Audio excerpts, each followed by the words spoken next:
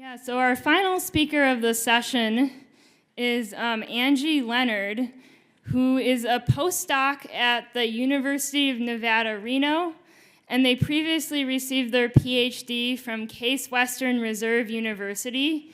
Angie's research focuses on the conservation of butterflies, and today they will be talking about pesticide contamination of butterfly host plants in the modified landscapes of California's Central Valley, which is a very core conservation issue. Welcome, Angie.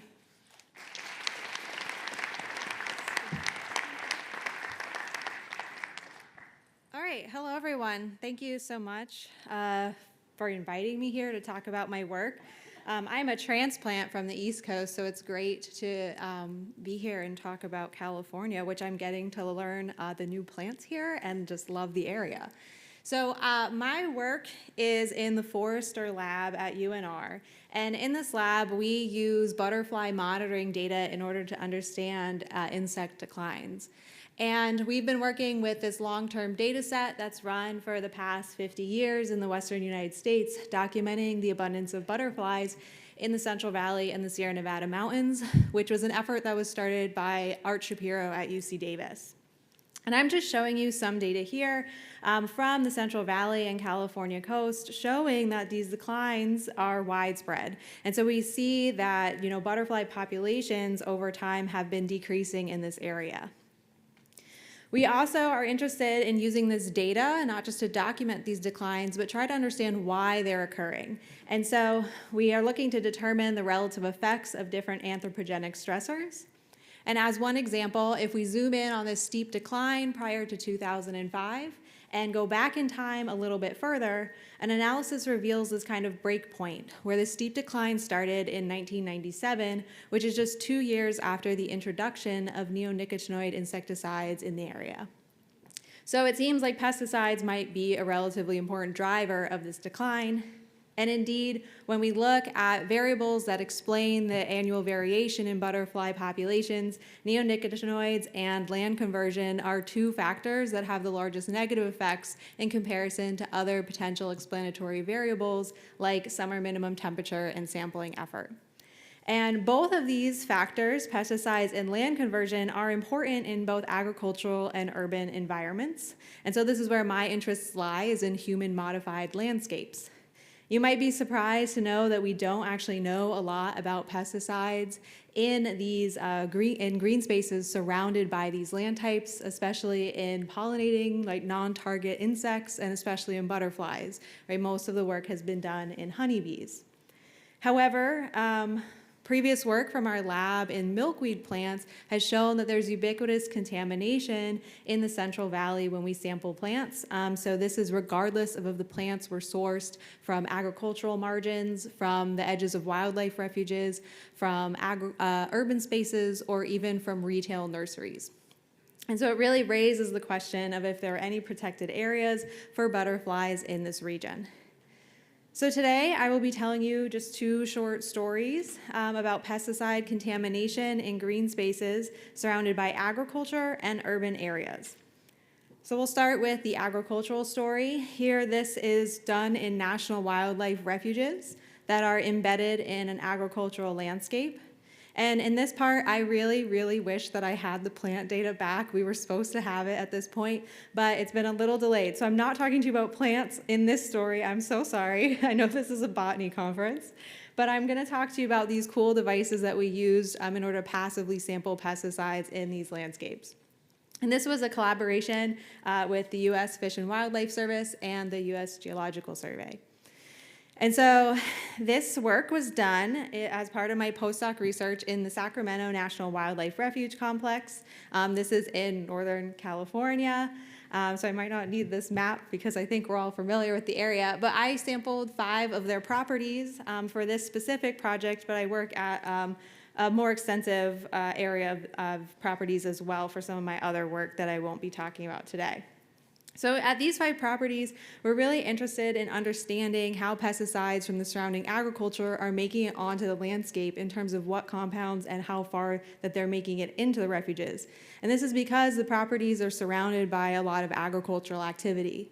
And so in these maps, I'm showing you the refuge land as gray polygons, and you can see the amount of rice, which is shown in yellow, and orchards, which are shown in purple, surrounding the landscape. So at these properties, we installed passive sampling devices at a gradient of distance away from the refuge edges in order to try to capture, how this is moving on to the landscape. So all of our plots are shown as white dots on these maps. We had 50 plots installed, and we put passive sampling devices in those plots. I want to thank my collaborators, Wayne Thogmartin and Michelle Hladek, for their contributions to this work and providing the resources. So these are the passive samplers I'm talking about on the top left. They are silicone wristbands. So they're a really nice, cheap, affordable way to get a bunch of samplers out there in stationary locations. So we installed them at the corners of quadrats, and we did replicate bands at each of those 50 plots. And I like showing this picture because it just shows how close we were able to get to agricultural activity at some of these refuge borders. And so we did this experiment early in the season, and so you can see them prepping. That's going to be a rice field in the background of that photo. So we placed our bands out in mid-May, picked them up in mid-June, and then the chemists can actually just wash any accumulated pesticides off of the bands and quantify what's there and how much of it. And so this is what we found. So we found a lot of contamination, 36 different compounds out of the 198 we tested for. So not the worst case scenario, but we did find a bunch of compounds. And if you're interested in any specific pesticides, their names are on the left-hand side. And then on the right-hand side, I'm showing you whether those compounds are classified as insecticides, herbicides, fungicides, or are one synergist, with synergists being compounds that are typically added to insecticides in order to increase their efficacy.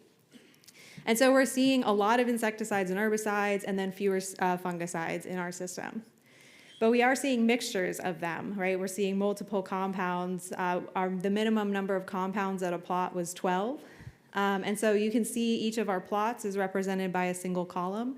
And then whether that plot was at the edge or an interior of refuge is on the x-axis, as well as our 3-digit refuge code, moving from our largest property to our smallest property, going from left to right. The coloration is showing you the amount of pesticide in nanograms that we extracted off of the bands at those locations. So there's a lot going on.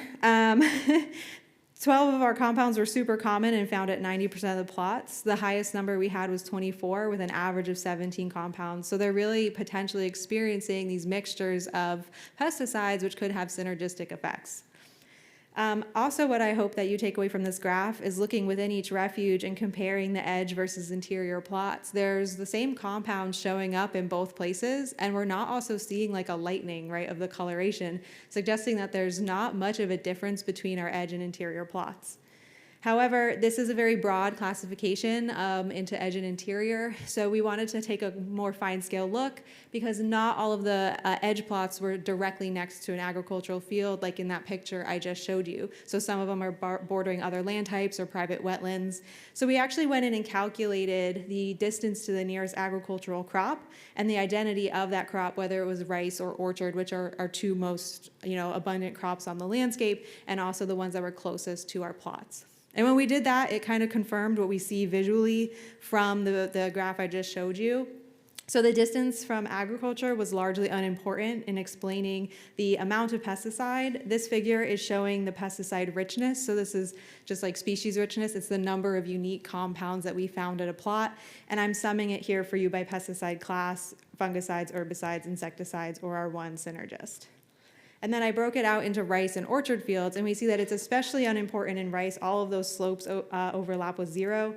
In orchards, we did see that fungicides decreased with distance, so there were fewer fungicide compounds at plots more interior when the closest nearby crop was orchards. This held true also for the total amount of these, so excluding synergists, because we just didn't have enough data, there was only one compound. But looking at the actual pesticide load, which is the log nanograms on those bands, we see the same pattern where there's not many patterns showing decreases except for fungicides in orchards.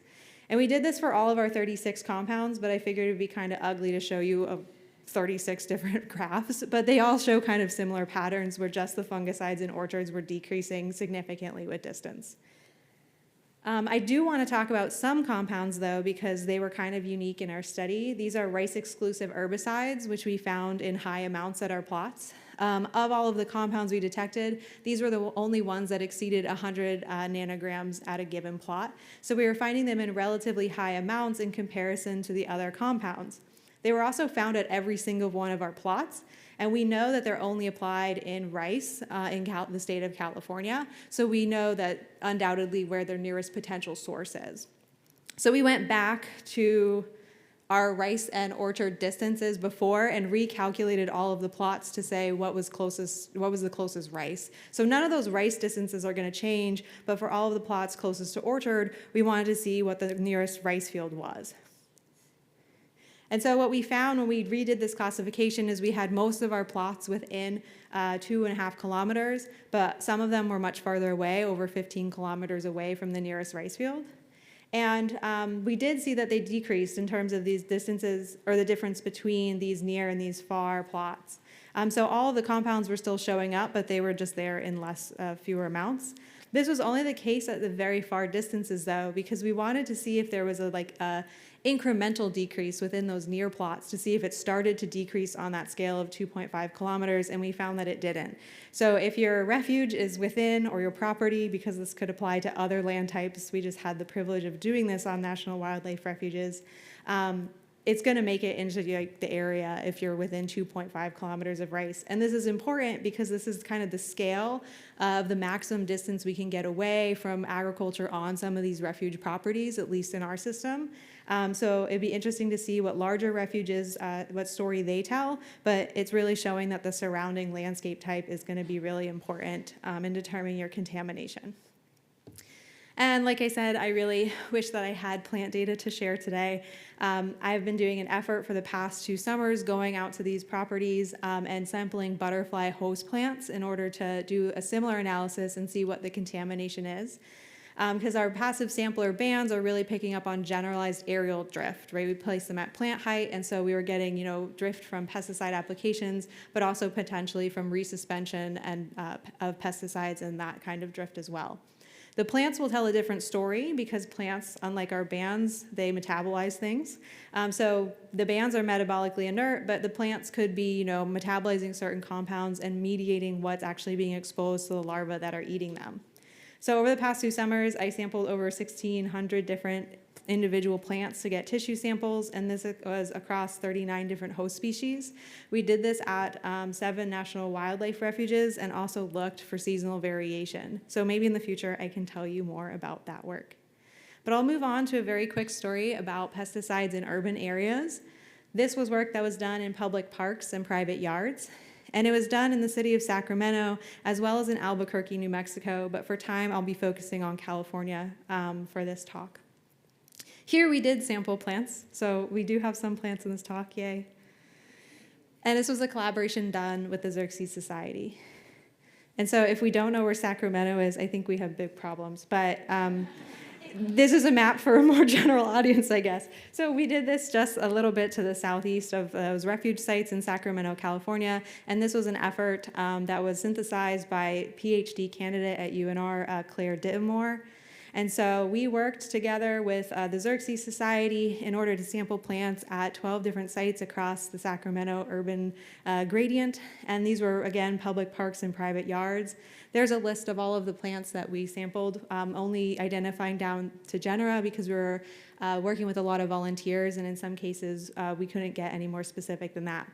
You'll also notice we had to be pretty haphazard with where we sampled them. We were kind of limited by what was in people's yards and what was in parks, so we weren't able to sample every single genus across the entire site gradient. But what we found was really similar to our refuge results. Pesticide contamination was found on nearly every single host plant. Again, we found mixtures of herbicides, insecticides, and fungicides. So I'm showing individual plants as these pie charts now, and you can see that they have combinations of all 3 types of pesticides. On average, we found 5.5 compounds on a given plant in the city of Sacramento. And in Sacramento, only 10 plants, which were all Plantago, which could just have to do with growth strategy, because they're rather good at coming back after you chop them down. Only a 10 out of 181 plants total had no pesticide at all. We also found that they were detected on multiple host plant genera. So if we look at given compounds, you can see a rainbow showing up, showing that things like methoxyphenazide were found regardless of what host plant.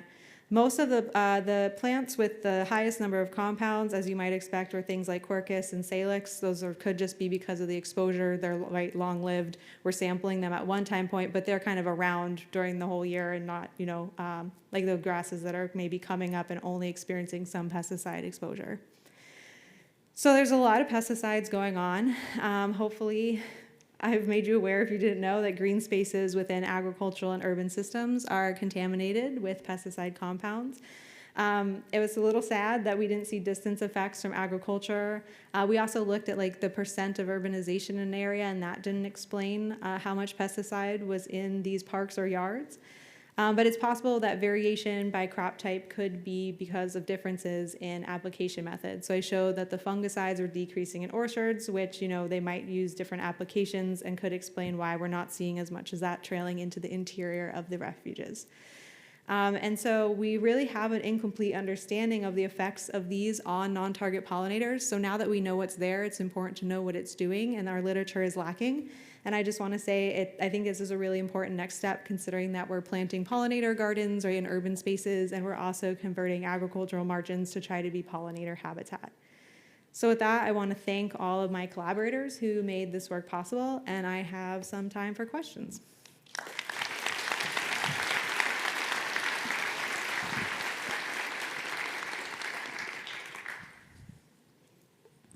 don't know where the mics are. Hello? Hello, back here? In the back. Hi. So this study is exactly what we've needed for years to try to justify the width of buffers we've recommended for protective ordinances and things like that around wetlands and research areas and a variety of things, but it's dismal. I mean, 1.5 to 2 kilometers is a long ways to get. And more effectively, even up to 15 kilometers. So it's going to be challenging to, have a narrative that makes sense to say, well, we should use buffers in this community of this size. Mm-hmm. And most buffers you get when you're negotiating with various entities are like 25 feet or 50 feet. Yeah. We'll never, I don't know how we'll get to the size to actually protect the resources that we're trying to work with. Yeah. That's a good comment. I agree. It is a little dismal, but I do want to say that I'm interested to see what the plant samples reveal, because we took them at different time points and in the same locations as some of those bands. We did that early in the season, which is why I think we're seeing so much of the rice herbicide, because that's when they're really dumping that on the landscape by plane. Those compounds, 3 of them also specifically, have pretty high vapor pressures, which might make them really amenable to evaporating back into the environment and spreading through that resuspension I was talking about. So it's possible we could see a more hopeful picture for other compounds or at different time points. Thank you.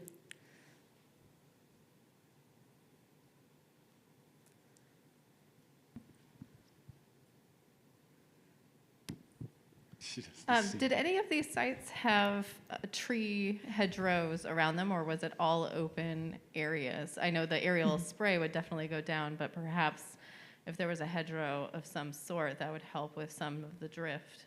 Yeah, so one of my sites, I'll go back so that you can see what they look like. Sutter National Wildlife Refuge, which is the middle one there. That one has like riparian forest kind of surrounding it, because it's like on the rivers and on the levees where they control the river. I'm not a water person either. This is what the managers tell me. So there are forests kind of on all sides, and one of our bands we actually put like kind of right on the forest edge. And so we're seeing kind of similar contamination versus other areas like the Sacramento National Wildlife Refuge is fairly open in terms of its boundaries. It's basically the edge, the highway, and then rice fields right there. So yeah, it's there's a variety of surrounding landscapes. I see a lot of hands. I don't know. Where's everyone else? We have time for one more question, but you're welcome to come find me after too. I'll be sticking around. Hello? Hi. Hi. Thanks for your talk. That's a dazzling number of pesticides. I didn't know which of them were neonicotinoids. I couldn't tell, and I wonder if you know anything about in places where neonicotinoids have been banned. Yeah. Some European countries, has there been a positive effect? We on are really pollinators? fortunate. We tested for 6 different neonicotinoids in our screening, and we're fortunate we did not find any. So that is good news in terms of what we found on the landscapes. But we are seeing some other, pyrethroid insecticides are also of concern. And so permethrin and cyhalothrin and bifenthrin, which are some of our more common ones that showed up, are making it onto the landscapes. But fortunately, we didn't see any neonics. Good question. And that's all the time that I have, but yeah, please come find me.